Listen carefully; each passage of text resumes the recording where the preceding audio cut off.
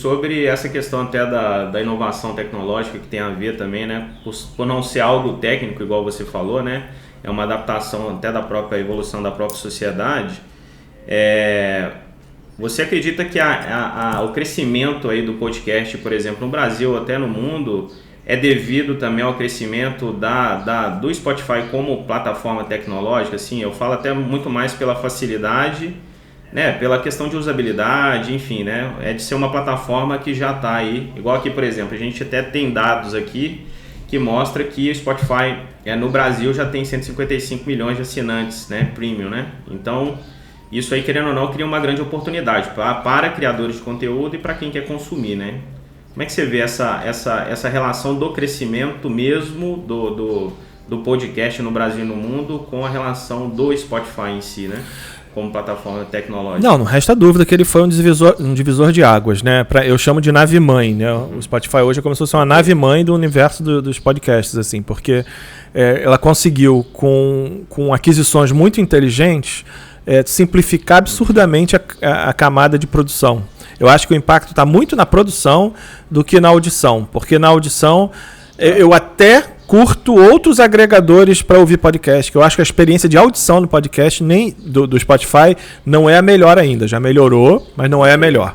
Mas na camada produção ele revolucionou, porque ele comprou o Anchor, que é um hospedeiro de áudio, que você faz isso de forma gratuita. Ele comprou a maior produtora de podcast lá de Nova York, dos Estados Unidos, porque ela tinha uma expertise de advertising. Então, eles sabiam como criar propaganda para podcast.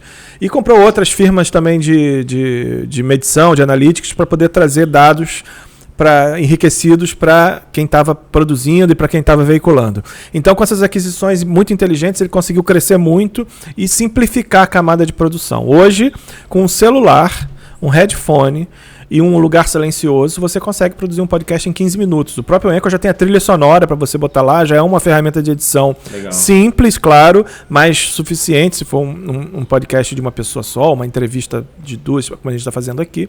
Ele simplificou muito essa camada. Então, o crescimento dele meio que foi um divisor de águas. Só que é importante a gente entender que ele cresceu dentro de um contexto onde todo mundo que eu quero dizer, grandes grupos de mídia, abriram os olhos para isso também. Então, a gente tem, por exemplo, o William Bonner, em outubro de 2019, na bancada do Jornal Nacional, explicando para o povo brasileiro o que é podcast.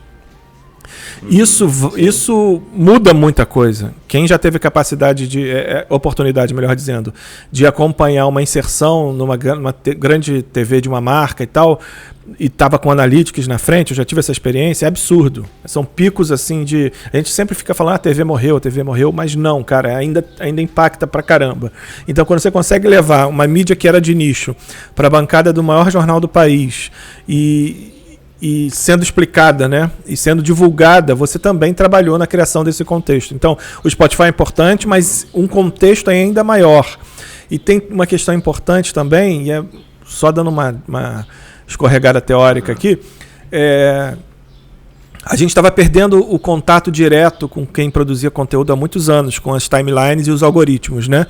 Cada vez mais filtrado, cada vez mais dependente de mídia. O podcast meio que recuperou isso, porque quando eu estou falando aqui, eu estou chegando no ouvido da pessoa de forma direta. Se ela assina o meu podcast, sempre que tiver um episódio novo, a gente vai detalhar um pouco mais isso ali ao longo da nossa conversa hoje, mas sempre que você assina aquele podcast, você tem um contato direto com aquela pessoa. Esse contexto também foi importante.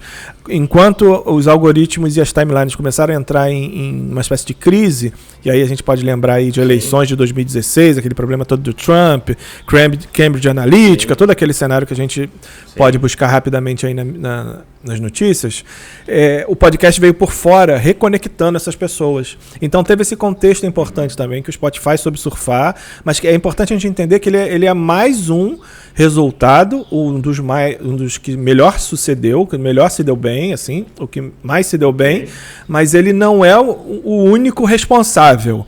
Ele surfou num contexto maior, entende? Isso é importante a gente ter em mente.